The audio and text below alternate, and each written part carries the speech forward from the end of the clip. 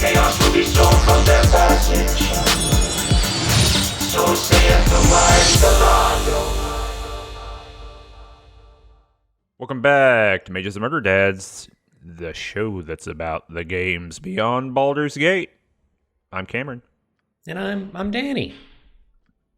This is episode 75, the big 7-5, and last game we did, episode 60-something through 74, I guess, we talked about a very contemporary game, Disco Elysium.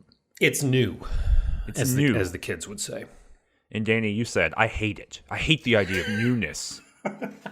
The contemporary, it's awful.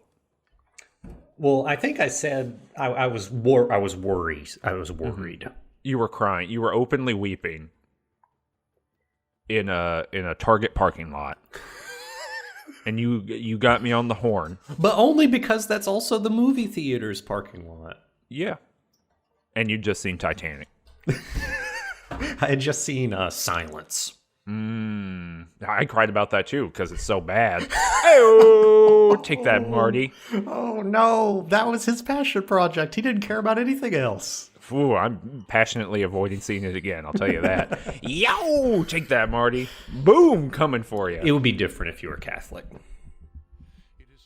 Would it? I would be like, wow, Marty, you damn done did it again. We all know that Martin Scorsese has repeatedly said multiple times that he is too cowardly and untalented to make a Children of the Corn film, so I don't know why I should watch any of his movies. I did see a tweet to that, so it's got to be true, if it's just floating in my timeline. Yeah, it's factually correct, but what game are we playing here, Danny, and why are we playing it? We're playing a game that came out way before Disco Elysium did. Uh-huh. We're playing a game that came out June 29th, 2000. What were you doing on June 29th, 2000? Okay. Get in the mindset. Okay, so what you have to do is you have to, like anything in this time period, it's like, okay, where was I September 11th? And then you count backwards or forwards. Yeah, of course. That's what we all do. Yeah. I was playing EverQuest. Really? Yeah, June 29th, 2000, yeah. Yeah, school's out. It's the summer. Mm-hmm. EverQuest exists, so you're by definition playing it. Me and my buddy Lonnie, we're both playing Warriors, which are just like a class that only exists to tank like end bosses. They don't do anything else. They have no abilities. Great. Yeah, they literally have auto attack, and you can kick. There's a kick button that like comes up every 6 seconds. And it's just like the weakest possible attack. It does like 2 damage, and that's your whole job. So we both picked warriors, and we roll around, and we have this economic scheme where we go to like the very edge of the earth to like the really unpopular continent. And we go to this one island that we read about on alakazam.com, and we kill will-o-wisps that farm on that like appear on that island. We farm them for their greater light stones, which is an item that if you equip it in an inventory slot, and if it's not in a bag, it produces light so you can actually see. Because this is a game with like all of the conceits of like infravision, right? So like a full half of the player races can't see at night. So you need some light source, and greater light stones are the best ones. So we go over there, we fill our inventories up with them, and then we go across the world and we sell them. And while we're doing this, we're not leveling up at all. We're not. So we're just like rolling in money, and we buy like the best armor we can afford, which hugely backfires because then you're viewed as like this derogatory term called a twink. Oh yeah. Yeah. Dang. So like it looks like your power level. Yeah, it looks like we're power leveled, so we'll be getting attacked by something, and generally the community of players in such a strange game because of a lot of reasons. Like there's a big community of like helping people, and you don't help twinks. They're viewed as like very distasteful. So here we are in our full banded armor, but when the griffin's chasing you, nobody's going to help you. And also people didn't want to like party with you. So we were just like level 13 for 2 years, just like bumbling around a virtual world, utterly clueless. Well, you could have been playing Icewind Dale. I could have been doing that. And you know what? I probably did at some point. I bought this game and I had it in disc form. I never did. You never did. Is this the first time you're ever playing Icewind Dale? I think so. I thought that and I might have said in previous episodes that I'd played it, but, or, engaged with it. And I had a pretty strong memory that I did of some sort, right? But sitting down and playing it for this prologue, which we played for this first episode, nope. Nothing ringing a bell, huh? Nothing ringing a bell. I don't know. I might have had a like a false gaming magazine memory. I might have read like a PC Gamer at the time. It could also be maybe you played Icewind Dale 2. I don't know. Maybe. Or someone could have just told me about it when I was, a child, and I've adapted that into my own brain. Who knows? So this game came out just a couple of months before Baldur's Gate 2. Like 6 months before. Yeah, I think Baldur's Gate 2 was released in North America September of 2000. Oh, wow, okay. Yeah. For some reason, I had it in my head as 2001, but yeah, that makes sense. On Mac OS, it was released a year later, 2001. Take that, Macintosh. Take that, Steve. So there's like an interesting alternate universe where we decide to play these games chronologically, right? And if we wanted to do that instead of doing the superior version, which is what we are doing, we would have started probably with Baldur's Gate. Then I guess, let me look, is Planescape Torment? What year was that? Was that 2000? 1999. 1999. So we would have done Baldur's Gate, Planescape Torment, Icewind Dale. So like this would have been our third game if we were doing them strictly chronologically, which is kind of wild to think about. Yeah, and this is kind of too the like cross play. Well, that's a term that means something else, I guess. This is where some timelines converge, right? Because Black Isle Studios is a publisher and developer, right? So Black Isle develops Fallout, Fallout 2, Planescape Torment, Icewind Dale expansions, Icewind Dale 2. Okay, but they publish concurrently, or kind of interleaved here, Baldur's Gate, Tales of the Sword Coast, Baldur's Gate 2. Right? So we generally on this show, right, are in the BioWare-averse, right? In the BioWare inheritors in some ways. But this is, you can go check out Too Much Future, which is Michael Lutz and I doing a similar project to Mages and Murderdads, but with the Fallout games to kind of see our experiences with Fallout and Fallout 2. So, this is what's interesting, I guess, is what I'm saying, is that Icewind Dale is a game that's got some DNA from Fallout in it. Some literal developers shared, and it's got some DNA from Baldur's Gate in the sense of the engine and things like that. And in this prologue, we're literally seeing both of those things running into one another in very weird ways. Yeah, so I think that it's interesting because you can think about it in terms of the way you just said it, which is like think about the developers and like the creative DNA behind it. And like these kind of different streams. And the way I think about it, which probably isn't super accurate, but it's very much just the kind of an aesthetic surface level way I'm categorizing it is, we started with Baldur's Gate. And then if you think about the chronological release, there are these, it's almost like the opposite of synthesis happens. Wherein you get Planescape Torment and then Icewind Dale. And it's almost like the two extremes that should have met, the two antitheses that should have met to produce Baldur's Gate, it works backwards. And you have this one game, Planescape Torment, that is just hyper story focused, and another game, Icewind Dale, which is the opposite. Just like all of the combat with minimal story, and Planescape Torment's the opposite. Yeah, it is. You can feel that already in the intro because that's what's been told to me, right? Is that Icewind Dale is the more combat focused, and Baldur's Gate, even though I would say it's story light in some places, is still much more story focused. And Baldur's Gate 2 is very story focused, right? I mean, think about these scripted events with Sam and Havarian. By the way, I want to say this now before I forget. I made a huge mistake in not creating Sam and Havarian as a player character in this in Icewind Dale. I got halfway through this and I was like, damn, I should have made Sam and Havarian like one of my party members. Oh man. But I didn't do that. But yeah, you can feel already the kind of prevalence of combat here, and I can say already here too that the dungeon design of Icewind Dale is the dungeon design of Fallout 1 and 2. And it's not the dungeon design of Baldur's Gate 1 and 2, which is that when you go down into a dungeon, for the most part in those games, it is a story-oriented reason you're doing that. And especially Baldur's Gate 2, you proceed through that dungeon, right? So you like go into it and you find, the Forgotten God at the bottom, and you like do some story shit there. Yeah. Or you go to the stuff with Furcrag, right? And you clear out all that stuff and you realize, oh shit, there's a dragon here. And he's like my quest giver, all that stuff.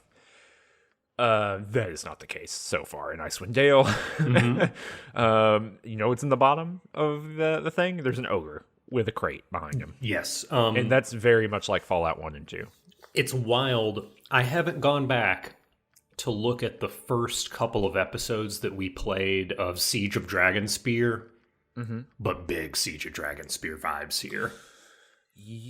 Well, here's the thing. So I think that it's easy it's easy for Siege of Dragonspear to kind of pull one over on you because there are these scripted events, but it's linear.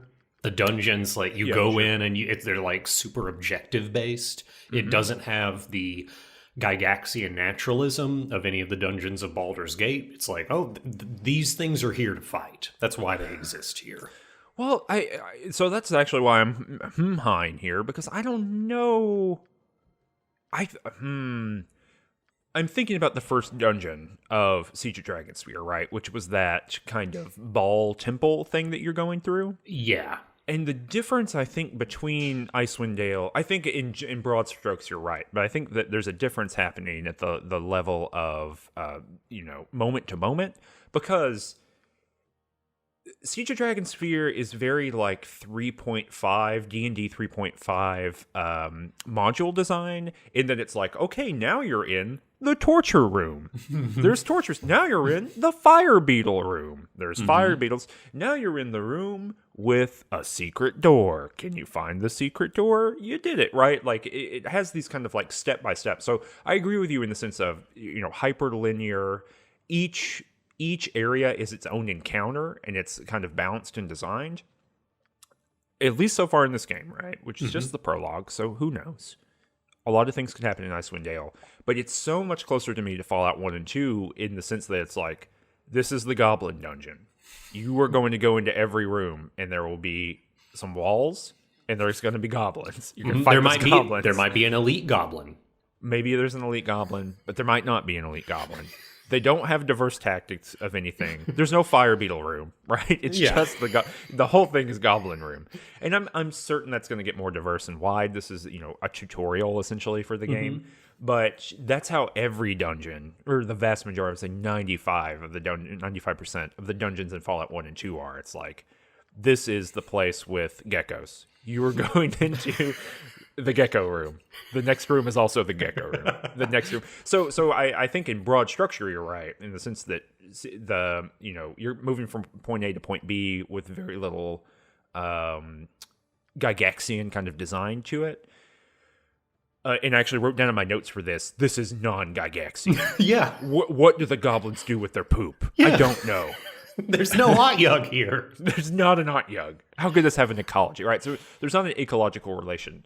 But it does feel flat. I guess that's what I'm describing, right? At least there's some kind of like hills and valleys to what the types of encounters you're having in Siege of Dragonspear are.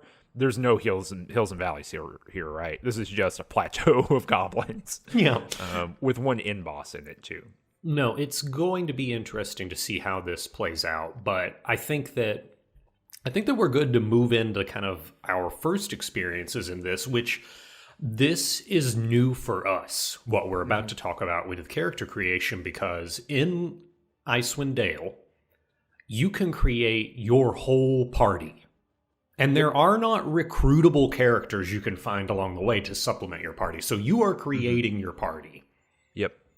It's like a straight up classic D&D experience. Oh yeah, it's a straight up classic D&D experience, and even though we haven't done this in Mages and Murderdads, this is deeply baked in to the history of computer role-playing games. Like you can look at the Wikipedia and like there are like a couple of things made in 79, and one of them you start and you control, you create a whole party, and then by the time you get to the early 80s with Ultima and with like some of the early adaptations of like D&D modules, you're creating your whole party, and like there's no like characterization of your party members done by the game. That's all just like you're supposed to imagine the relationships that your party members have.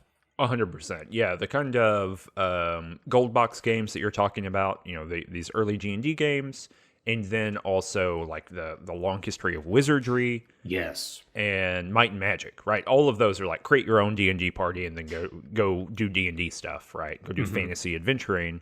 100%. And so, I mean, that is something that's interesting, I guess, to point out, as you're saying, that Baldur's Gate's the aberration there of even to the level that it does, which, I think compared to Icewind Dale is pretty significant, attach a unique story to one character, and then the kind of world revolves around them. That's kind of probably not an innovation in the sense of like that's implicit in a lot of the Ultima games, right? That you're like one singular important figure.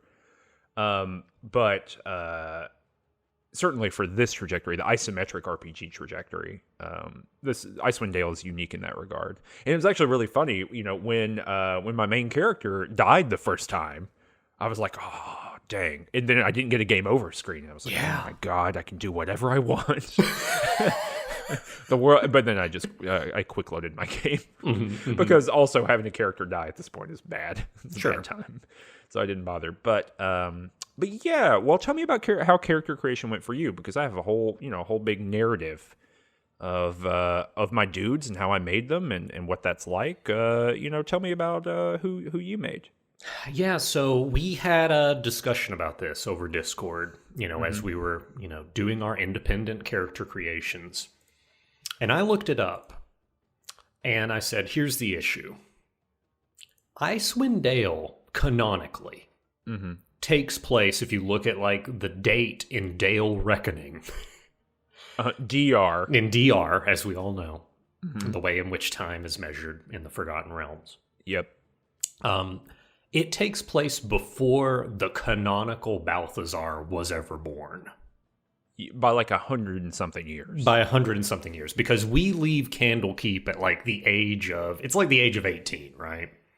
Sure. You spent, your youth here, and like, your passage into adulthood is getting kicked out of the university. Yep. As actually, that's very... It really is. I need to. Yeah. I'm making a note of this. That's going to be a tweet a month from now after I workshop it. Okay. So in any case, the issue here is: do I make a Balthazar if it's going to have this time angle? And we decided, Balthazar is an idea that transcends time and space. There's a Balthazar in Icewind Dale. In this time. So I have created Balthazar. I think I recorded on my little footage myself re-rolling for maybe 10 or 15 minutes. Great. Until I got like a aggregate score of 88. I dumped charisma, and I've got like a 19 in strength, 19 in constitution, 18 in dexterity, 18 in wisdom, maybe 10 in intelligence. Half-orc barbarian? Half-orc barbarian. This is interesting because character creation has a little bit more... There's a little bit more option here than I remember in maybe Baldur's Gate 1. I think Yeah. that... Well, sorry, just to say really briefly, too, we are playing the Enhanced Edition. We are. Icewind Dale. And I agree with you. I thought, I don't know why I had this belief, that the Enhanced Editions had kind of like flattened all of these games in that, like, you know, every game has what every other game has in it. Because, for example, the kits that were initially never available in Baldur's Gate 1 had been re-imported into Baldur's Gate 1 out of Baldur's Gate 2 in the Enhanced Editions, right? Because you couldn't have been a barbarian, I don't believe, in the original Baldur's Gate 1. I don't think that's necessarily the case with Icewind Dale. I think Icewind Dale has imported some of those things, or, you know, that are shared amongst these games, but some of them are not. You know, they have been maintained as unique to Icewind Dale. So, and I think I'll have one of those, or maybe a couple of those too. Yeah, so they're just interesting little class kits associated with each class. So technically a barbarian is like a subclass of fighter. And the kits are interesting because I think when we talk about contemporary Dungeons and Dragons, usually subclasses don't take away class features. But the kits in Icewind Dale and in some of the other these enhanced editions will just like, oh, this kit straight up wholesale like replaces several class features, right? Yeah. So you lose weapon proficiency like maximums when you choose Barbarian, for example. And there's like a Berserker class that doesn't have the armor restriction that Barbarian does, but the Berserk has like a like after you finish berserking, which is very similar to Barbarian Rage but a little different. You're like vulnerable afterwards when you're catching your breath. So I'm just I'm a half orc barbarian. I'm doing dual wielding long swords because it's a pretty safe bet to specialize in long swords in these games because there's just always a lot of them. It's going to be like the widest or like deepest weapon category. Yeah, and there's some weapons, I don't know if you've noticed this, but there are some weapons that are in Icewind Dale that are not in Baldur's Gate 1 and 2. Yes, or like they categorize them differently. Oh, I didn't notice that, but I mean, they're just straight up weapons here that weren't in there. There's a two-handed axe that's just not in any of the other games. Yeah. Which is interesting. And I think there are a couple others too, but I thought that was a fascinating little addition. If I'd known about that beforehand, I might have oriented some of my characters toward it. But that's it. That's your one dude. Yeah, it's just one guy, and I'm doing it again, y'all. There's not going to be Danny's big problem. I'm completely short-circuiting this. I'm not going to replay this after because I've already figured it out. Goodbye. You know, it's the the meme. You know, Drake looking unhappy face. Danny's big problem. Drake looking happy face. Danny's big solution. It's look, you don't have problems if you just start out perfect. There you go. That's Danny's big catchphrase. Is that what you want me to say at the end of every episode when I'm having to like ad lib? Nope. I want you to ad lib it. Okay. Every single time. Well, I made a full party, and you know who the first one was? Is it Ticklevar? I actually don't think I made Ticklevar first, but yeah, yes, good old fashioned. And my logic here is that everyone knows that Balthazar is father in one universe and Ticklevar is father in the other universe, or in some other universe, maybe not the other universe, but some other universe is Baal, you know, the god of bad stuff. But Ticklevar's mother had a whole line of ancestry going on back. So this is Ticklevar's great-great-great-grandfather, Ticklevar. There you go, yeah. On his mother's side. And because sorcerers, he's a sorcerer, of course. And I didn't go back and look at my previous footage, so I don't remember if this is true, but I made him a half-elf this time. I guess I don't remember if he was a half-elf before. But I made it, he's a half-elf. And we know he's a sorcerer, which everyone in the Discord ruthlessly shit talks all the time. I've got to get in there defending sorcerers all the time. I got to get my bows in to say sorcerers are cool, they're neat, they're legally distinct entities. don't make fun of them compared to warlocks and mages, please. They're cool. But sorcerers have magical blood. And if people don't remember, if they're just diving into this game for some reason and not listening to the 70 some odd episodes beforehand, you're welcome to the show, by the way. But sorcerers, unlike mages, right, they don't have spells per day in the sense that they don't memorize a certain number of each number of spell, right? They don't prepare a spell book. They just have spells that they get at each level, and then they have like hard cap of the number of spells they can cast, and they select from those spells out of that. So it's kind of like they kind of cast like a cleric would. Yeah, because it's intuitive rather than intellectual. Mm-hmm. It lives in their elbows and their knees and whatnot. Yeah, it's just, they know it. Mm-hmm. Mm-hmm. Not because of study and not because they made a deal with some nefarious entity. Yeah. Oh, God, it's the Sorcerer Police again. So that's what's up. But I made a whole other party, and I don't want to belabor the point. I will say it did take me a full 30 minutes just to put this together. And I think I told you, we do the prologue in 45. Yeah, and so it took me roughly double that amount of time to do the prologue, and actually it took me longer to do the prologue than you might think. Maybe this is unsurprising to anyone who's listened to the show before, but just given on how I play these games and how perhaps suboptimally I'm about to create this party. Mm-hmm. But I'll give you the rundown really quick. Mm-hmm. I got some characters. I got Gert Tumpkins. Gert Tumpkins was originally going to be just a raw dwarf fighter. Mm-hmm. And I made her, and I was looking around, and a fighter kit that is only available to dwarves is called Dwarven Defender. I started reading about that. You get defensive stance once per day, and it gives you 50% resistance to all forms of physical damage, a +2 bonus to saving throws, and a 50% movement rate penalty. So you're like, getting beefy and fighting.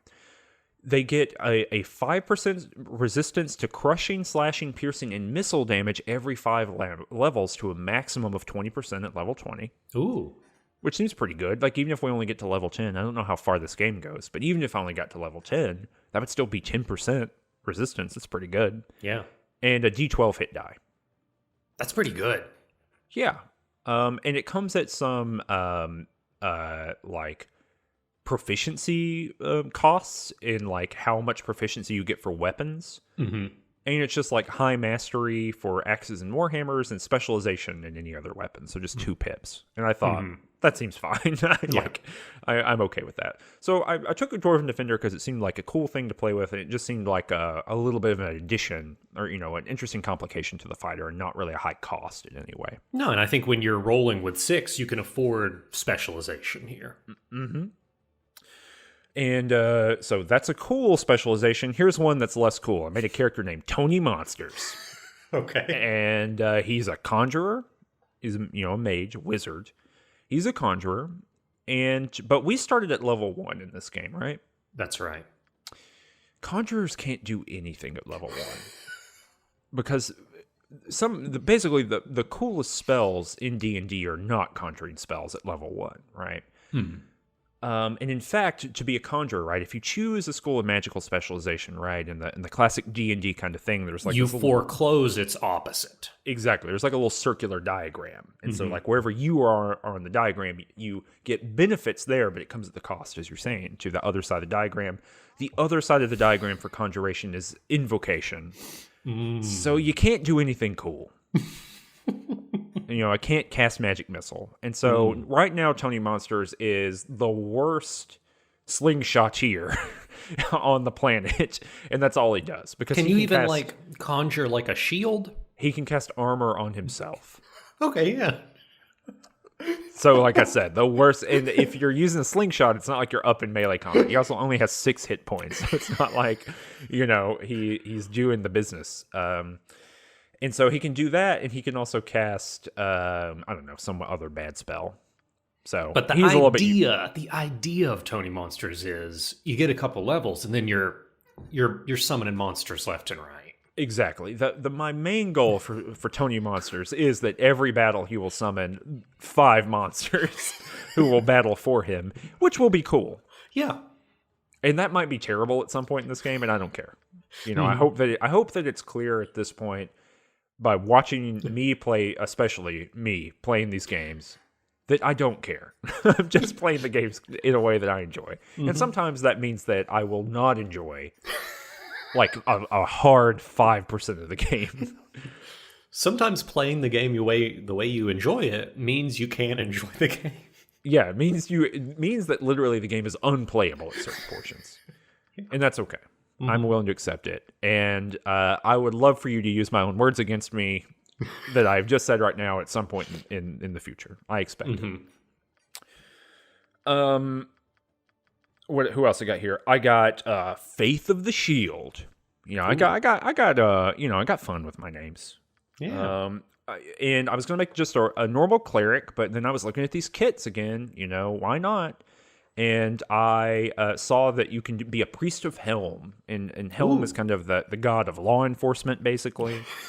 Yeah. I mean, in like read the Avatar. The Avatar quadrilogy, I guess at this point. You tell me what's up with Helm.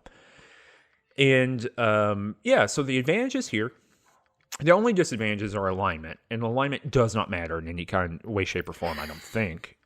There are going to be a couple of items that have like alignment restrictions. That is great. Every character that I've made here is chaotic good except for this character, so I don't care.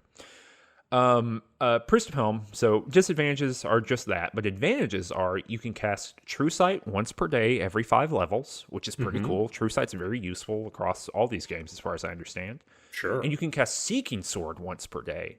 Seeking Sword creates a sword in the cleric's hand that cannot be dropped or unequipped. The enchanted sword is a +4 weapon and provides a +4 THAC0 bonus, but no damage bonus. It deals 2d4 damage to any target it hits. The weapon sets the cleric's number of attacks per round to 3 and lasts one round per level. You get that at level 1? You get that at level 1, and so you get to blow that, but you only get it for one round per level, right? But you're getting 3 attacks per round, so even at level 1, that's pretty sweet, right? Yeah, and with +4, you're hitting. Yes, you're going to hit. And so, yeah, currently it's the obliterate whatever enemy I'm fighting, button. So it's pretty cool. It's like I've used it 1 or 2 times, and it's only good for, smashing an enemy right in front of you. But at level 1, being able to guarantee smash the enemy right in front of you is a pretty good benefit. That's good. Yeah, so I got a Priest of Helm. Who else I got here? 2 more. I got Clang. Okay. A halfling, and I was going to make a thief, and I got looking at it. Got looking at those classes, and I made a halfling swashbuckler. Ooh.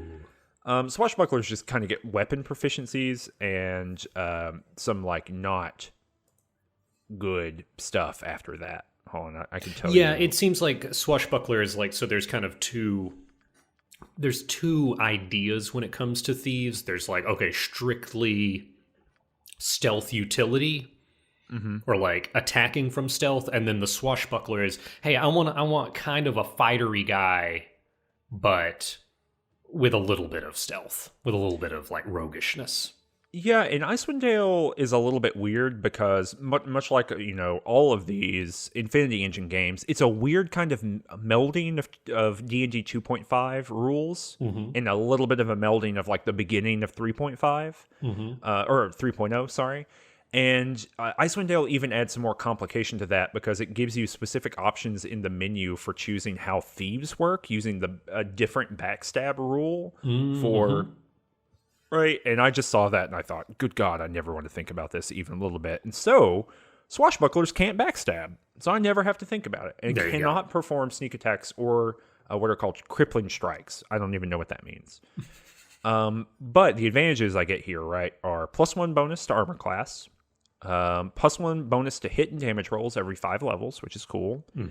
And you can place 3 slots in 2 weapon style. So basically, it's like you get someone who's a little bit of a thief and a little bit of a just like frontline fighter, able to hit with 2 melee weapons.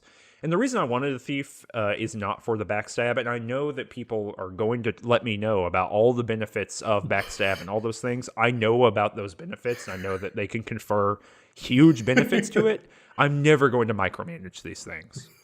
I hope it is brutally clear how I play these games at this point, that I'm not going to micromanage these things. And so knowing that, I would rather have the swashbuckler. But the reason I wanted a thief in some form or fashion is I want to be able to pick locks, and I want to be able to detect traps. Sure.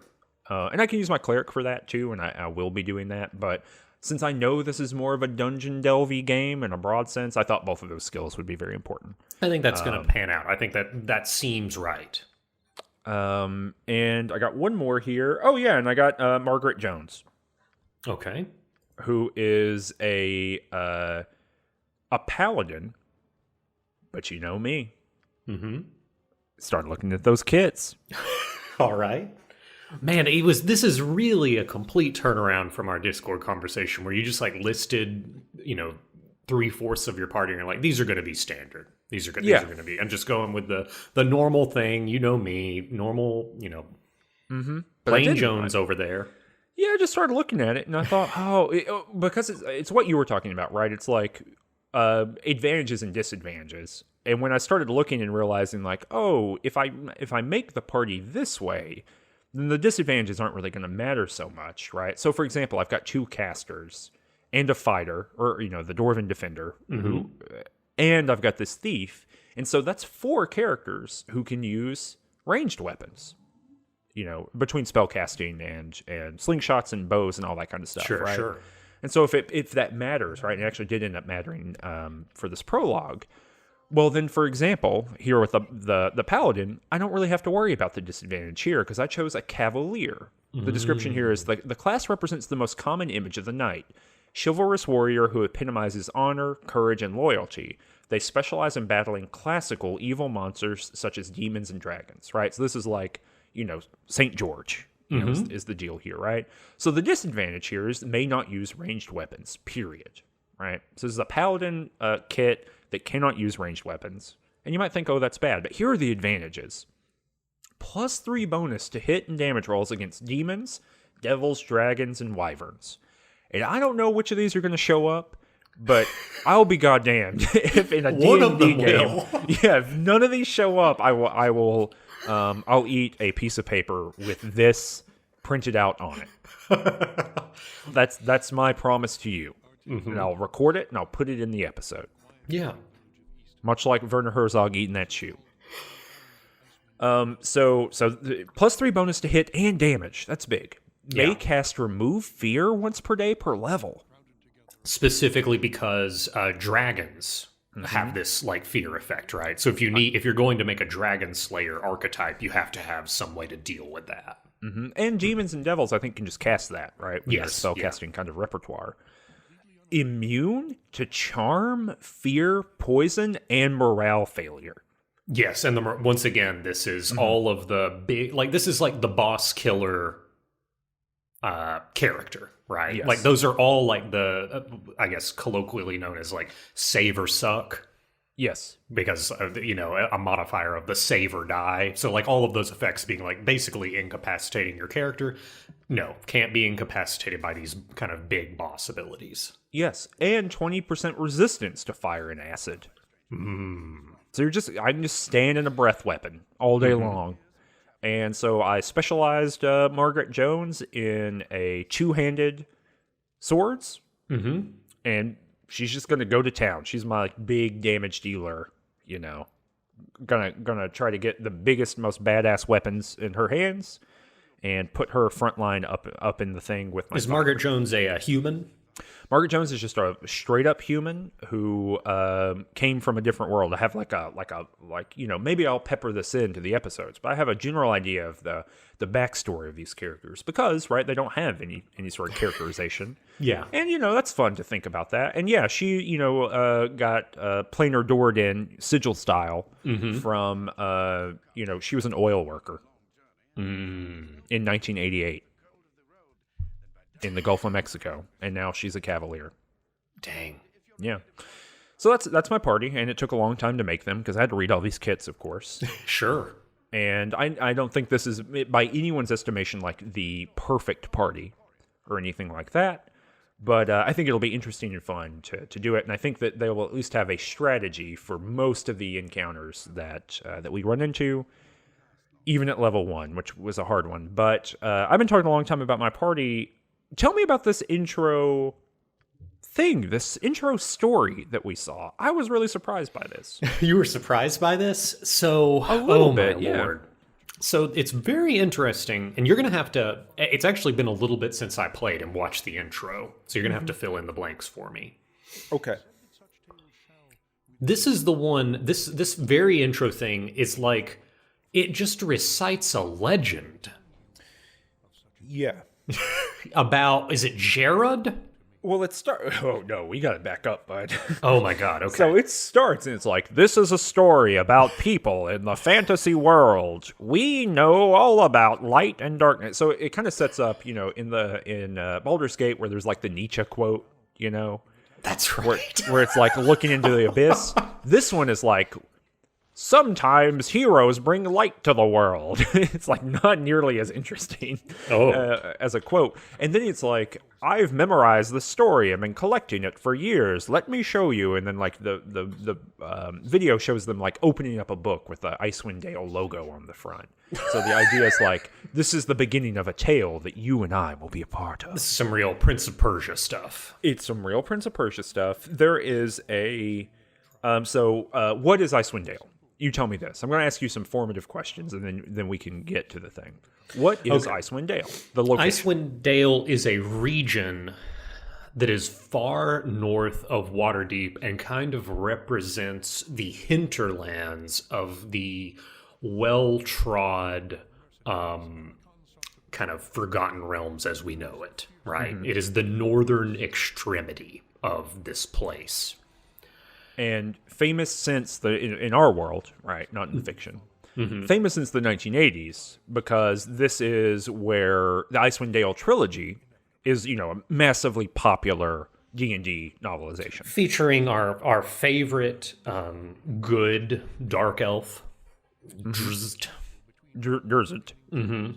But yeah, so like, I think that it's a natural place to put a character like Drizzt, because it is like at the periphery of civilization. This is its kind of purpose in the Forgotten Realms. It is that it exists to show this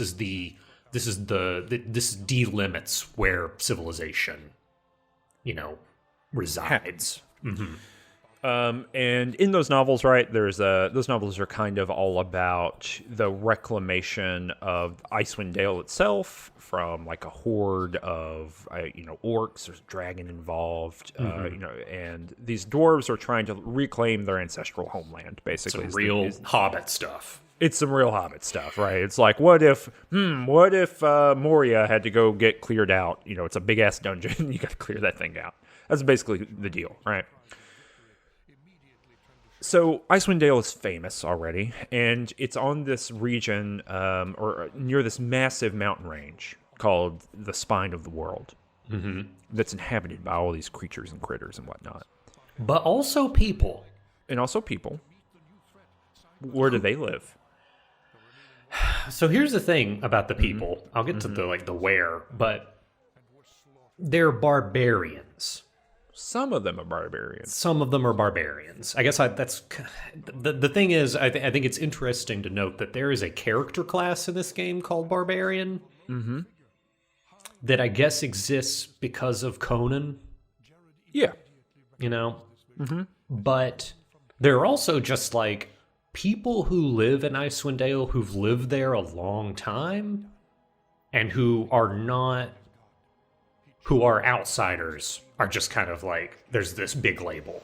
Like they are barbarians. I don't know if they're all barbarians in terms of class. I think they are. I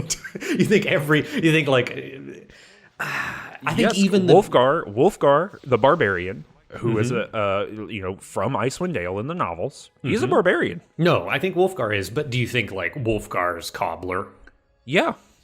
I think that he has A level put 0 barbarian. Yeah, he's put one skill pip into cobbling, and is a level 1 barbarian. Yeah, they don't farm. It's too cold. There's no dirt farmers here. So yeah, I think everyone who is a barbarian, who is culturally a barbarian, has in this access fiction- to barbarian rage. Yes.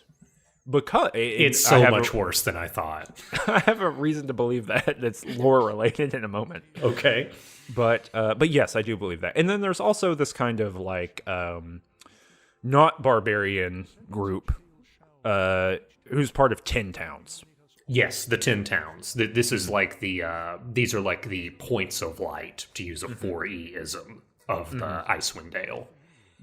So there are all these like groups, there's like basically colonizers, right, from the Sword Coast, and they're the 10 Towns zone. And then there's, I don't know yet if this has happened yet, but at some point in Icewind Dale, there's going to be hanging out. And then there's barbarians who live there. But the storybook begins with an archmage named Ericon conquering the North. And it's cool. So I've got this pulled up in YouTube with it muted. This is this is a 5-minute sequence. It's long. It's a long story, and it's a D&D ass story. Yes. In fact, everything that has happened so far in this prologue, or that happens in this prologue, as we're going to talk about it over the next, 20, 30 minutes, is a D&D module from 1985. It's distilled. It is like Yes, it is. Yes. It's not like dynamic in any way. No, but it is just one of these things where you took some of the most D&D ash stuff and you're like, no, we need to age this. It is a finely aged concoction of D&D stuff, right? So Ericon comes from somewhere, right? And he brings a mercenary army. Yeah. And all these barbarians are living up here, and he comes to conquer and enslave the barbarians. Yes. And that's where we get to Jared. That's where we get to Jared. Jared makes a stand, and he, I think it's like the classic, the barbarians are portrayed as like divided. They're in their different tribes, but Jared different clans. They all have different, because barbarians have the option of choosing different like styles, right? Is that not the case? Yeah, I guess bear, right? And this is something we see in later Dungeons and Dragons that's elaborated, but you could be like a wolf barbarian or a bear barbarian that kind of take on naturalistic aspects of various things. But in any case, Jared is able to unite the clans, and is able to basically oppose this dark mage figure, Ericon. Ericon. That's a cool name. And there's this big battle that doesn't get a lot of like screen time in the story, but it's there's like, there's this darkest hour situation right after Jared unites the clans. They go face Ericon, and they're whooping Ericon. They beat him up pretty bad. They're taking it right to him. He is about to be slain by Jared himself, probably. And Ericon had one last spell slot. Right? One level 9 spell. One level 9 spell. And he's like, oh, it's got to be a good one, because this is getting pretty bad. And opens a portal to just the lower planes. So like some demons pop out. And it's bad. It's bad shit. It's real bad. And here's the thing, they don't care whose side is what. Yeah. They don't care about barbarians versus mercenaries. They don't. It's all the same to them. Yeah, and so these demons, right, roll out of here and just start eating dudes left and right. And like the images of them eating dudes and like ripping them apart is pretty wild. There's like 1 or 2 shots of that, and it's like, this demon's got like half a dude in his hand. The art style's pretty good. Like this intro cinematic, it's like pretty effective at what it's doing for a bunch of still images, and there are times when it like zooms into the book and it colorizes. It's almost like we're looking past the page and like seeing what the page is depicting. I really like the art style for this game. It has this kind of like darker fantasy, gritty fantasy vibe to it. Who's that that artist that was he did all of the those early Conan Frank Frazetta? Yeah. Yeah, There's it a does little have bit of that. Non-heroic imagery almost. This is D&D really leaning into and not caring about the connotations with like Satanism. Yeah, 100%. It's like we don't care anymore. Yeah, here's some pictures of just demons eating people like Kronos eating his children. Yeah. I hope you enjoy it. Hope you like blood sprays. But Yeah. Anyway, Jared says, "Oh shit, these demons are here," and he sees it as a sign. I really like the storyteller. He like looks off in the distance, and all hope is lost, and he sees a lone figure like on a mountaintop, and he's like, "Oh shit, that's Tempest telling me what to do," and he dives into the portal, like whipping ass the whole way. And as his blood like shoots out of his body, and like melds with the portal edges or whatever. This is one of the best illustrations, by the way. It's so cool. It looks really good. And like a flash of white light or something appears here. And Ericon couldn't come up. I was going to call him Arrakis. That's a different thing. Ericon, he's gone. The demons are gone. And Jared is like floating there in carbonite, basically. Like It is like stone. him in relief. Yeah, in a stone, it caught in this moment of like absolute victory and absolute loss. Theoretically, Sacrifice. Yes, sacrifice, like being tormented for all time, presumably.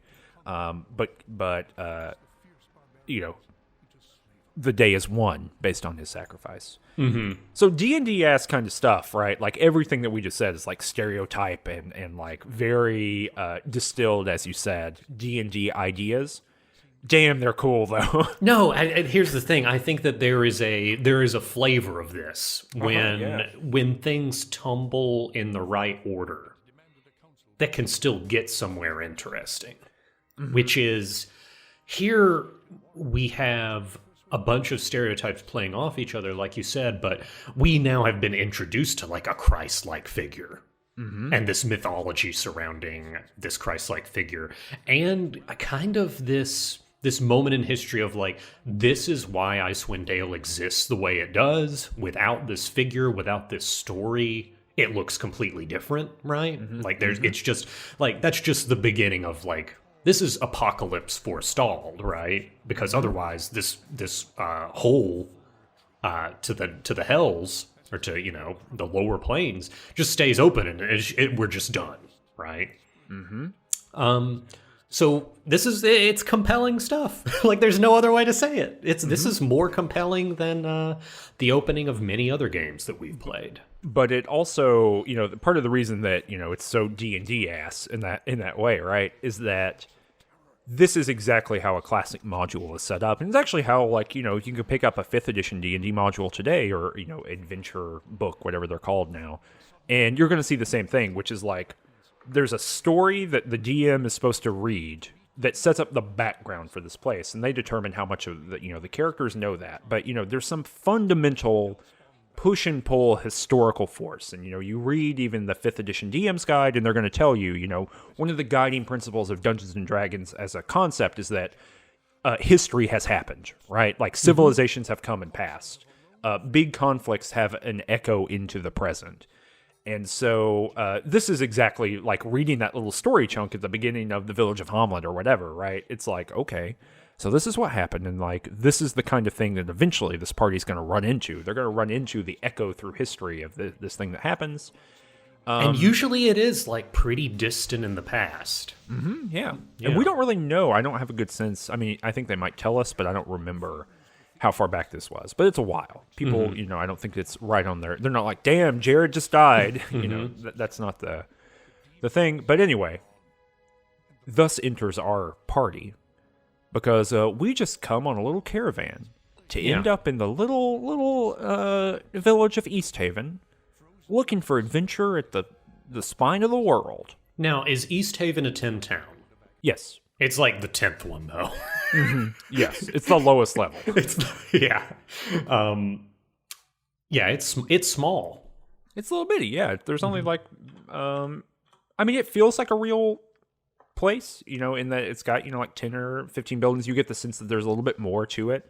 But, it's got like, if I were making a little D&D town, it's what I've got in it, right? It's got like a temple. The mayor's house. It's got the temple. It's got the inn. It's got the one shop owner whose depiction is racist.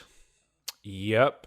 Yep, it does. First dialogue, 3 dialogue screens in, we're literally said, oh, well, there's a Pomab, and gosh, his prices are bad, even for a Kalashite.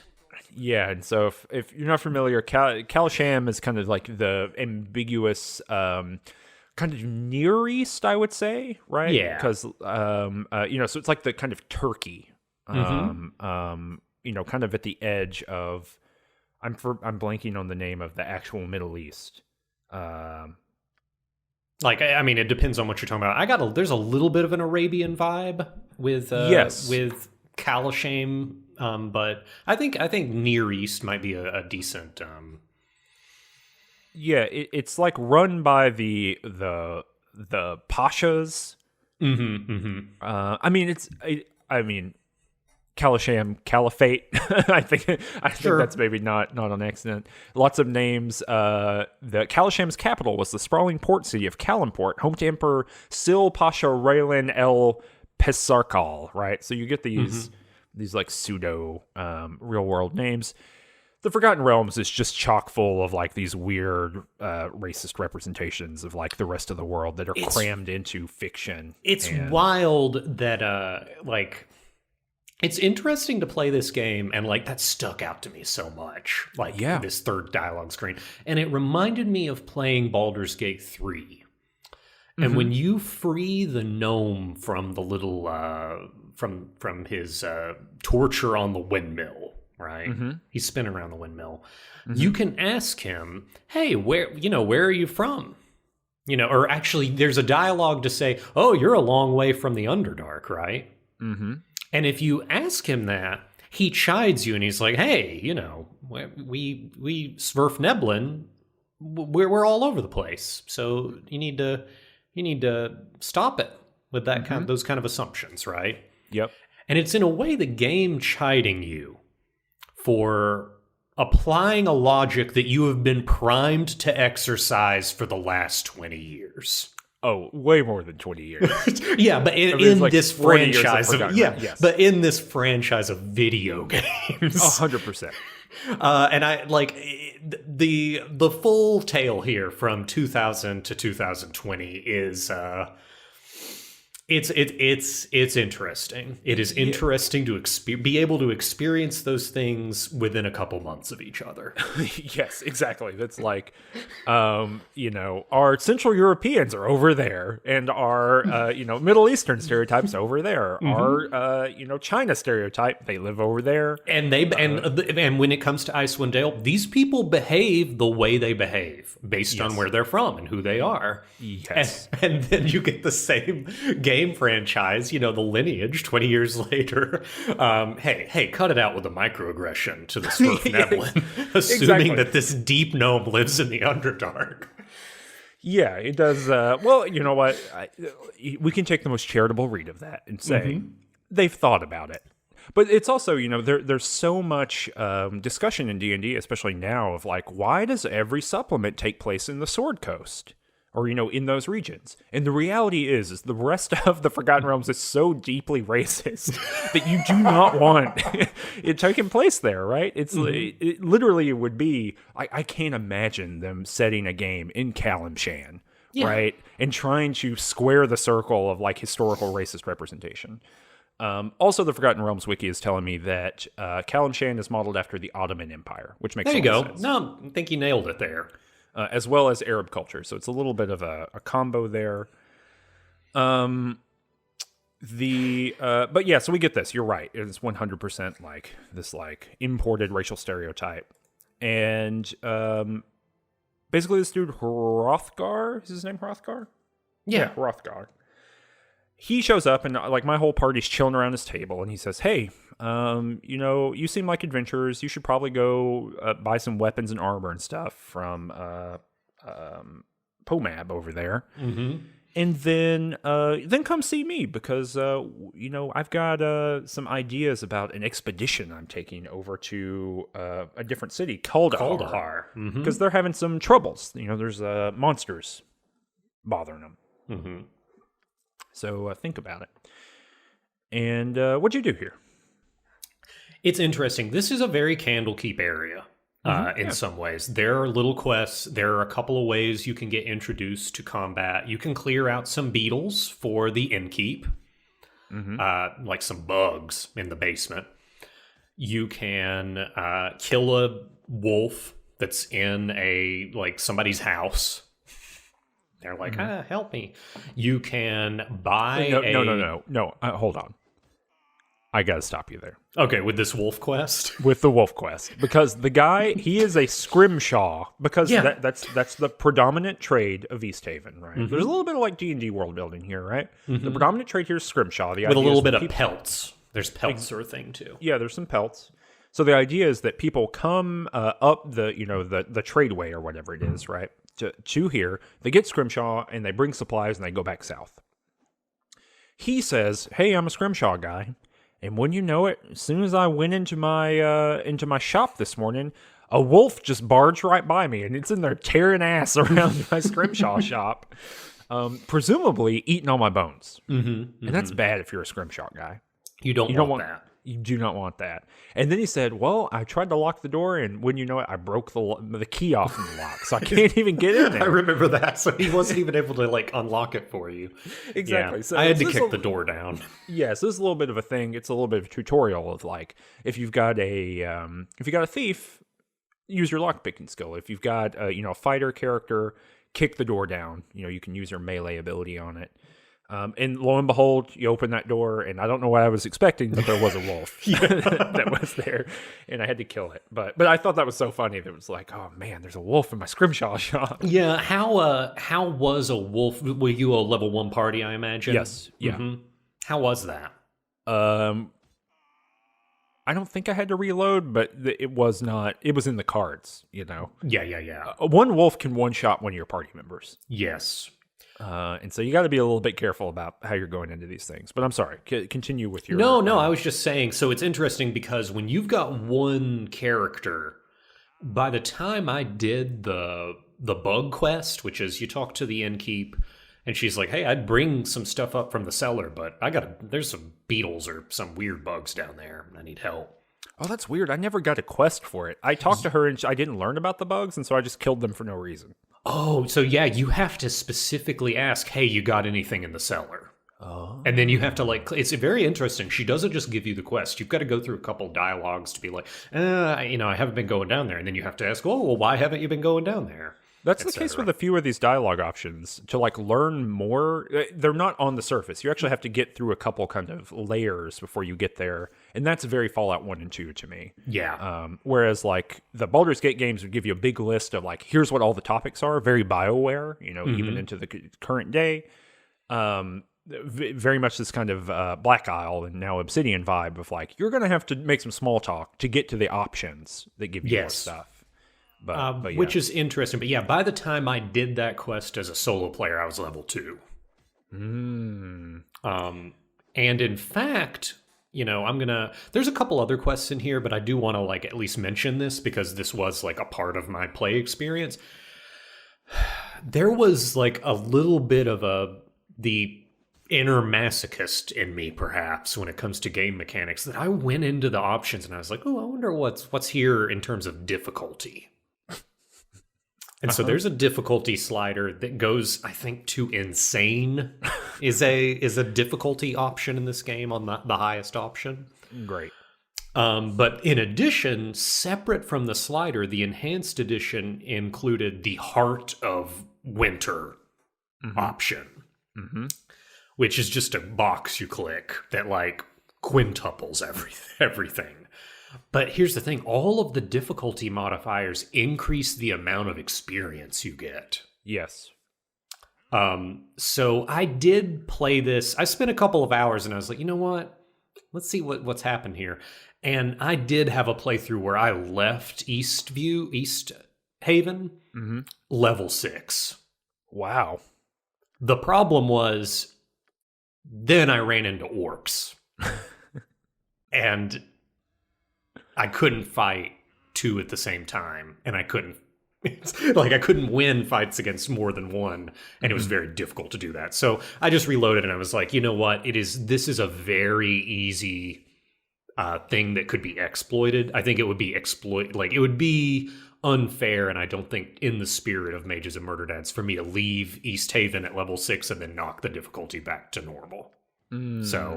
So I decided to play it normal and at just like the whatever core rules difficulty. Yeah, that's what I'm playing on as well. And for, a party of 6, that probably wouldn't even get us to level 2. Yeah, so everything's getting split 6 ways. Yeah, exactly. So, yeah, we run around. Did you talk to the guy at the temple about... It's very interesting. There's some real interpretations of like what Jared did, because it seems like there is a mainstream religious view from Tempest that doesn't necessarily view Jared's sacrifice in a positive light. Oh, really? Yeah. Like one of the guys, he was like, yeah, Jared should have gone down fighting. Wow. So because he sacrificed himself for the portal and not smashing demon noggins. Yeah. I see. But Jared is underneath that temple. Oh yeah, no, like the stone version of him, right? Yeah, he's in cold storage down there. it's like Han Solo in Jabba the Hutt's basement. Exactly. He's just hanging out.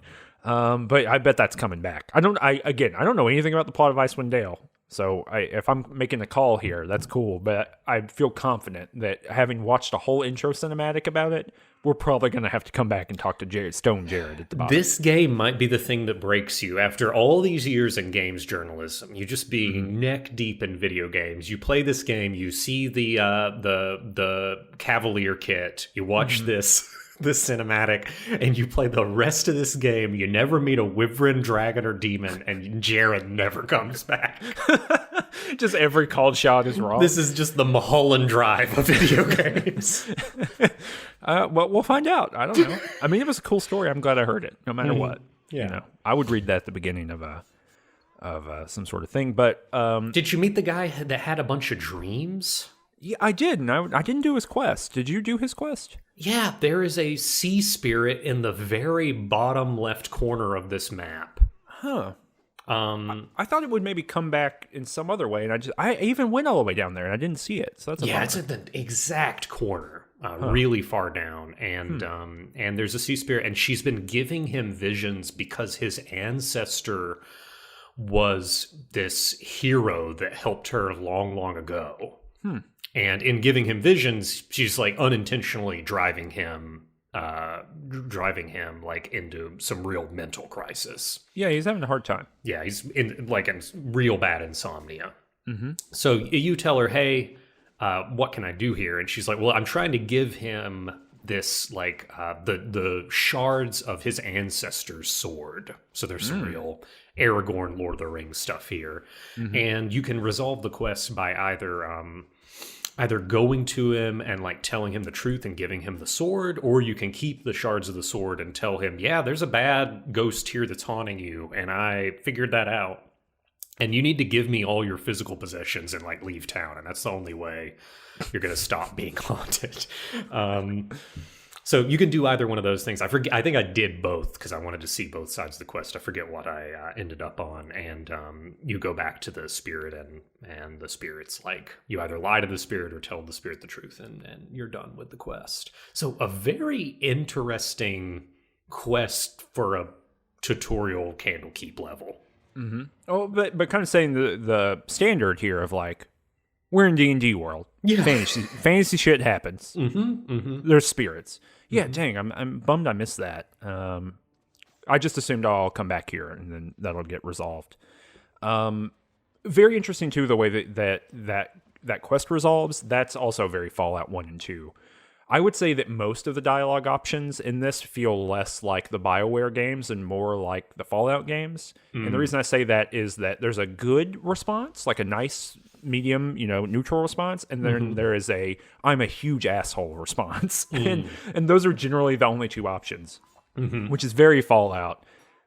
In the Baldur's Gate games, the majority of the responses, right, were just like from very good to neutral negative, right? Yeah. There were very few just like, just being objectively and uncharacteristically mean to someone. But there's a lot of that. Wide and limited range in this game. In other words, you get the real two poles as you were, whereas I do think that like the Baldur's Gate games, I remember a lot more nuance. Like, ooh, do I want to be like pretty good but curious, or pretty good and maybe This conversation is over. yeah. The main quest here, though, the big tutorial quest is you go talk to Hrothgar, and he tells you, hey, we're going to get this expedition to, what is it called? Kuldahar. Yeah. We're going over there, but I need to know that you're, like, up to snuff. I need to know that you're what's up, and there's a caravan that's supposed to be coming here to give things to Pomab, and they haven't showed up yet. And so I need you to leave the town and go check around the lake and check in some caves and see, if something happened to the caravan. Maybe they got snowed in. The winter's coming. You need to go find out what's up. And so you can leave the town. And go and so like, yeah, right off of the town, there's a bridge, and there's probably, I don't know, a dozen to 20 goblins. There's a shitload of goblins here, man. Like, there's so many goblins. I only for fought a level one or 1 two party. at a time. I would just go down until one aggroed and then go up. Yes. Oh, well, so here's a big thing. Aggro rules in this game are not the aggro rules of Baldur's Gate 1 and 2, or at least of Baldur's Gate 1, right? So in Baldur's Gate 1, you could take one little bit of the fog of war, right? And it would just aggro whoever could see you in that thing. Yeah. But there's like party aggro now. So like if one dude sees you, everybody sees you. It's interesting. So there is a way to get to pull one of these goblins, but it's just much more finicky. It's not entirely that like each enemy, because like there's like some MMO logic that happens where there was a time when one enemy sees you and it doesn't communicate with the things around it. It's not that. It is a little bit more of than that. I think the way that it works in Baldur's Gate is kind of a little bit of a hybrid, but it is possible to like aggro only one and back off quick enough that when that one sends its signal to the things immediately around it, you aren't there, and then it pulls. But like I said, it's just much more finicky than Baldur's Gate 1 or 2. Yeah, yeah. I mean, I'm thinking about it too in the sense of I'm curious about how I'm going to be able to exploit this later with Tony Monsters. Yeah, sure. I think that this is the interesting thing. You can aggro things in this game without seeing them. Yeah. So like your aggro radius expands a little bit past the fog of war, and I think that is that's like the real finicky part about this. Yeah. Kind of breaks some not D&D rules, I guess, but some Baldur's Gate rules. But that's okay. That's fine. That's whatever. But anyway, I fought all these goblins, and yeah, I had to do the same thing. I had to like pull them back across the bridge because they were, there's like 4 goblin archers, and there's like a 50-50 shot that they just one shot my mages at this point. So I had to do that, and then you go into the next screen and you find the smallest screen. So that's something interesting, that there really are different screen sizes. Baldur's Gate, those games, it's like you're going to go into a big wide open area and there's a bunch of stuff that happens there, but it's all on one screen. They are all 4 by 6 miles. Yeah, exactly. And there might be a lot of empty space in that 4 by 6 miles, but it's big. That's not the case here. There's not a uniform size. There are some small screens, itty bitty, that just have a passage in them. There are some that are massive. They really are varied. I don't know if I like that so much, but it is what it is. What can you do? We go there. There's an overturned caravan, and there's some orcs here. And you put 2 and 2 together, and you got to realize you got to go in this cave, and you got to fight some orcs, and you're going to have to figure out what happened to this caravan. Now, by the way, having seen the overturned caravan, I don't need to go clear out this cave. I know what happened to the caravan now. Yeah. Have someone else deal with this, but that's not how D&D works. No, because it's not enough to see the overturned caravan. You need to find the note ordering an ogre to get the caravan. There is no empirical logic, like, in the world of Dungeons and Dragons. Like, no, that's why magic is such an important thing. Yeah. Is because no one on the planet, in the Forgotten Realms, no one on Toril can look at 2 pieces of information and make an inference. Yeah, there are no inferences. That's why they're like, well, I guess the only way to make people go to sleep for surgery is to develop some sort of magical spell to make it just happen. I don't know how you would do it one way or the other, other than magic. Gosh, how would I bring someone back from the dead? Well, I guess maybe their organs could be related. There's no way to know. I don't know how these things could attach to one another. So I guess we'll just... But magic is explicit, and it does the one thing. It'll do it, period. So let's do magic. Yeah. It really is like an interesting way of thinking, like human knowledge. Like, what if we just couldn't make inferences? I don't know if you counted. I'm assuming you didn't. I don't think that you're a micromanager in this way. I've imagined the number of orcs in this cave. I've got my number. What's your number?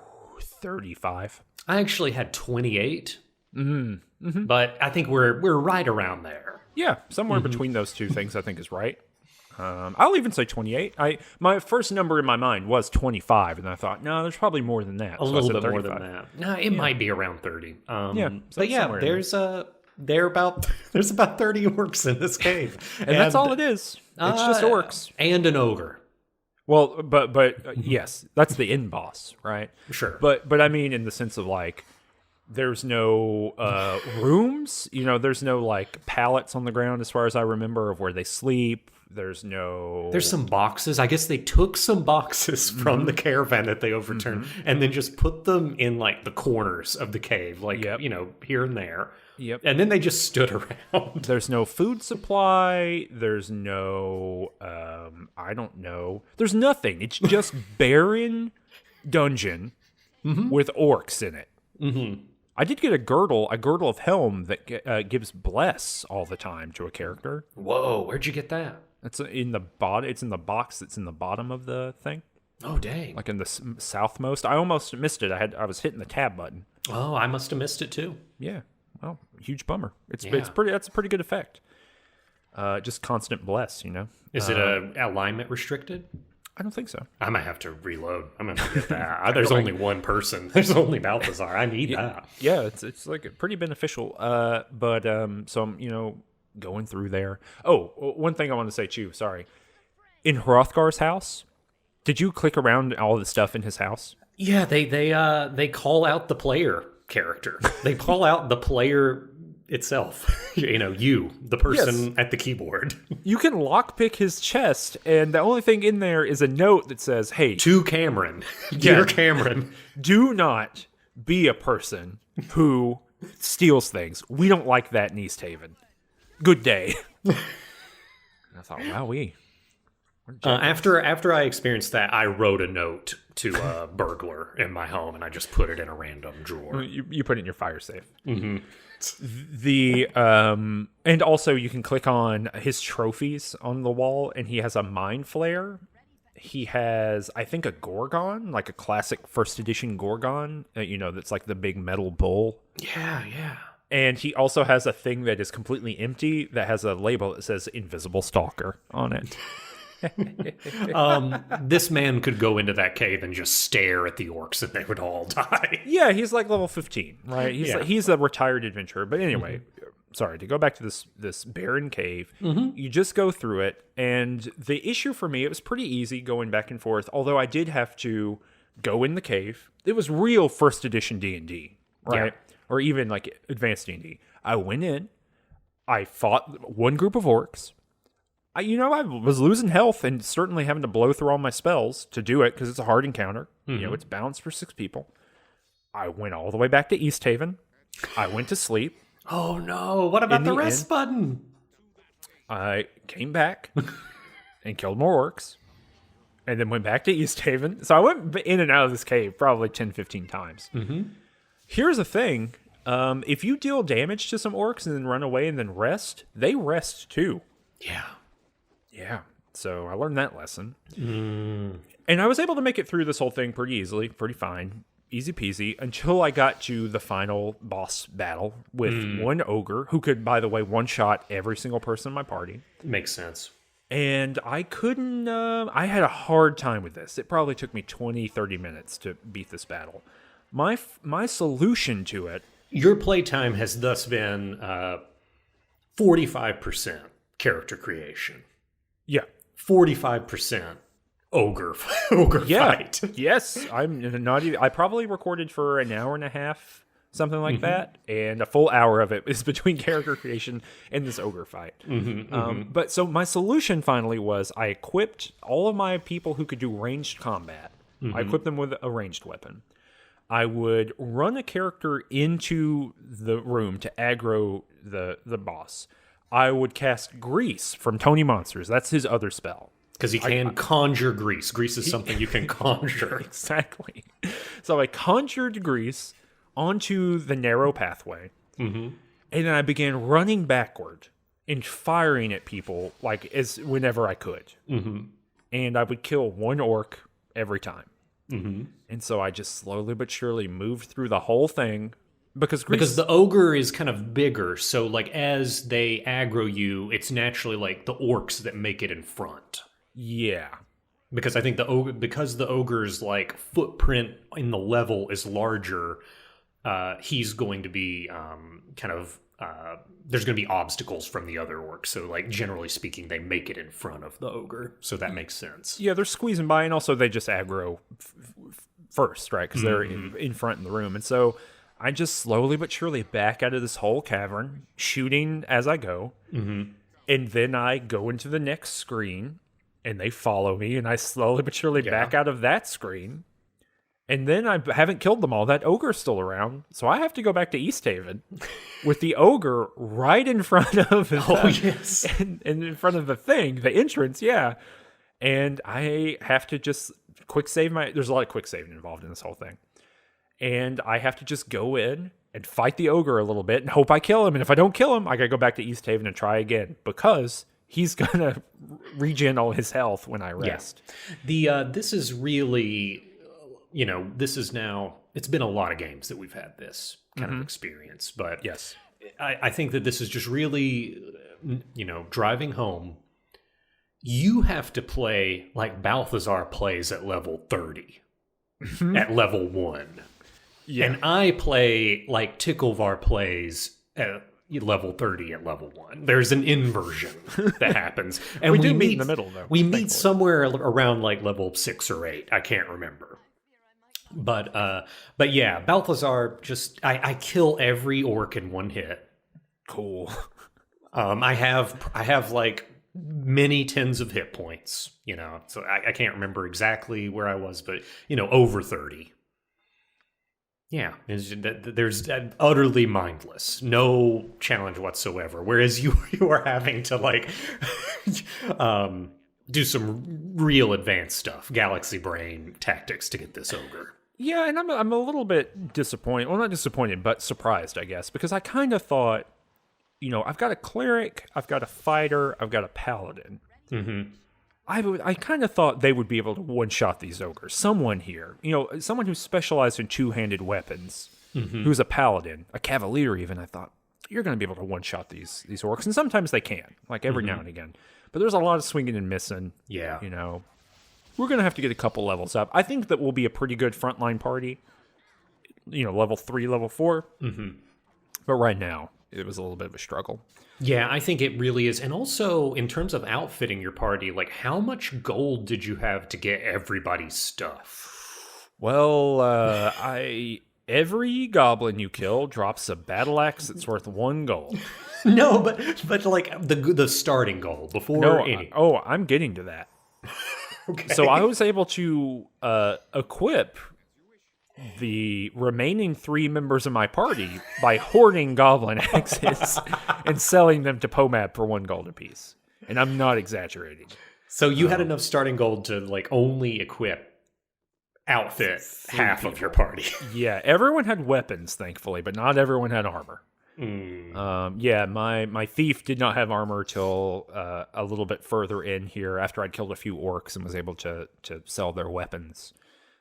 Thankfully, you do get to a place where that's possible and it works. But yeah, it took halfway clearing this orc dungeon to do that, which maybe accounts for why I had to go back and forth so much, right? I think that does. Meanwhile, Balthazar is like leaving East Haven with splint mail and a helmet and 2 long swords, and also all the containers. And we're there now. We're ready to go. And that was actually a mistake on my part. The first thing I purchased was all the containers because I thought, oh yeah, I got enough gold to outfit everybody. Well, I mean, that's classic Baldur's Gate instinct, and that's not a wrong instinct. Those are the most valuable items in the game. Yeah, and so I was like, oh my god, these containers are here. I might never be able to pick them up. I'm buying all of them. And so that was maybe a mistake because I blew like 70 gold on that. But it all worked out, but it was a little bit of a speed bump at the beginning. But you clear this out and you go back to Hrothgar and he says, damn, Skippy, you're good at combat. You figured it out. And now we're going to go on this expedition and you go to, I can't, Kuldahar. I don't know why I can't. You're on your way to Kuldahar and we get another little cinematic. Yeah. This is also another D&D-ass thing. And Lord of the Rings thing. It kind of is. Yeah, it's some real Fellowship of the Ring. We almost turn back and go through the mines because of this. Well, so this whole expeditionary force, which is like you, Hrothgar, and like a couple other people, I guess. It's unclear. But Hrothgar isn't a high-level adventurer or higher-level adventurer. He's killed a mind flayer before. Sure. I don't know how I feel, going back to this, I don't know how I feel about cutting the head off another intelligent species and putting its head on your wall. It kind of feels to me like putting an elf's head on your wall, which I don't think we would appreciate in a general sense. But, I don't know. We can talk about that later. Yeah. I think mind flayers are complicated.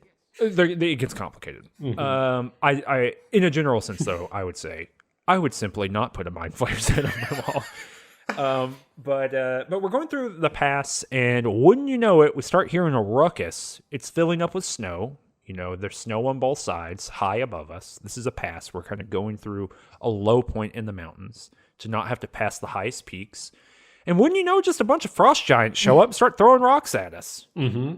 Start throwing rocks at us, and almost more, unfortunately, start throwing, either missing or intentionally throwing rocks like above us on like the walls of this canyon. Yep. And they really just eat our lunch here. Yeah, so they kill everyone other than our party. Yes. And when we come back from the little cinematic or little cutscene thing, a little description, Hrothgar's not there, presumably dead. And the hermit shows up and he goes, damn, y'all. I saw everything. I saw everything. And everyone else was a buffoon for running backwards. They should have run forwards like you did. And they all died in that pass and you didn't. And he says... he's really bummed. He's like, man, I don't look forward to digging those corpses out in spring, but they ain't coming out anytime before the thaw. You know? He was like, I'm not bothering with this. I'm not clearing this out. And so he says... or I say, hey, how do I get to Kuldahar? And he says, well, why would you want to go there? And in my human player thought, I thought, what would I do other than that? I can't go backward. I can't go backward. The game seems, I'm on rails here, Hermit. Am I just hanging out in this area? There's nothing here either. Yeah, and he says, okay, well, you can go forward past the mill, and you can get to Kuldahar. And but damn, there's a bunch of goblins in the way. I will say this is a very BG1 area, and that you can stay to the road and just be through this area in about 2 minutes. Yeah, you can just run past all these goblins. Yeah. But I killed about 20 goblins on this screen because I need levels. And sure. That's important for me at this point. So I kill a bunch of goblins. Not very interesting. I filled up my inventory with axes, which is great. But did you talk to the one marshal goblin, the goblin marshal? Yeah, he's got something going on in his head. Yeah. Voices in his head, right? Yeah, you can talk to him and you can be like, damn, you can talk? You speak common? He's like, yeah, all kinds of goblins can talk. Mm-hmm. It really kind of giving us a pre version of that First Neblin conversation 20 years later. Yeah. But he says, yeah, I can talk, but I've got something pulling me in a direction. It's like it's making me feel bad. You know, I can't get out of this pass. I can't get through the pass now, and it's making me feel real bad. So it seems to be there's some sort of mind control going on with these goblins. Did you talk to the ogre here in the windmill? No. Yeah, he's got the same thing going on. Dang. There's another ogre who's like, he's like banging his head against the wall because of something going on in there. And to what I saw, looking at the kind of walk through this area to make sure I didn't miss anything, the solution to this is not here. Right. So this is going to be something that we have to figure out later after we get to Kuldahar.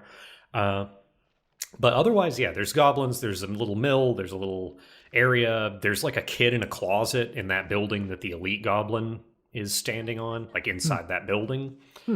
And you get a little experience if you encourage the kid to be like, hey, get out of here, and sorry your parents are dead. Yeah, go back home. Yeah.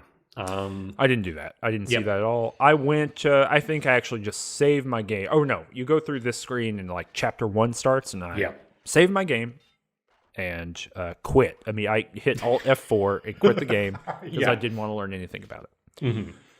And that's it. That is the prologue. The prologue is a 5-minute cinematic, creating your characters for half an hour, East Haven, and the fun little hijinks that happen there, killing some orcs in a cave, and then walking across Goblinville to get to Kuldahar, and then chapter 1 begins.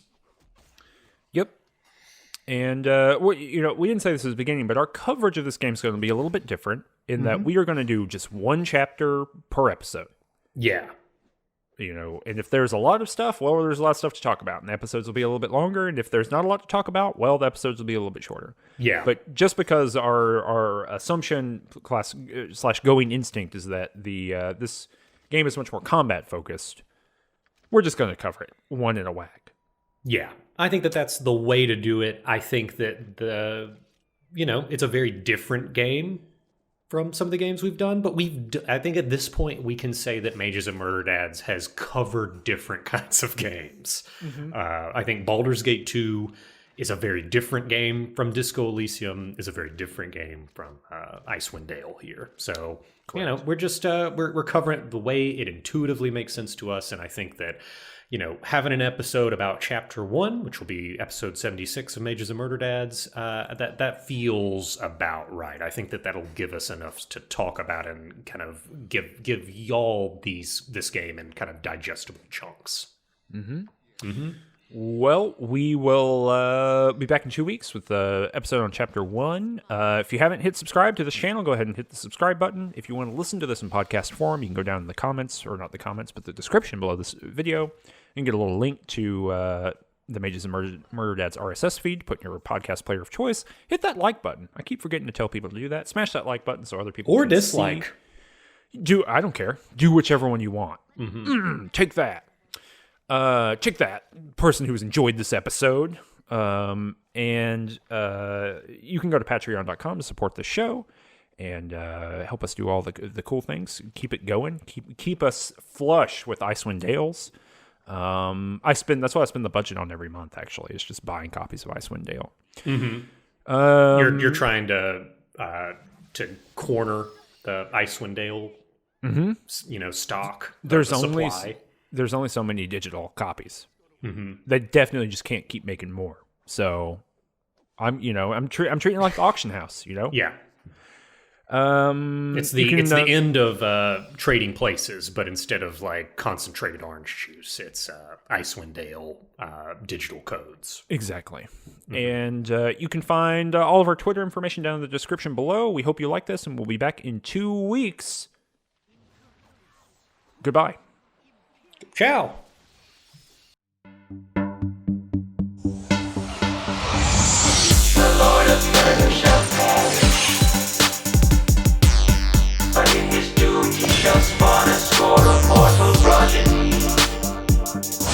Chaos will be stolen from their passage. So saith the wise, the Lord.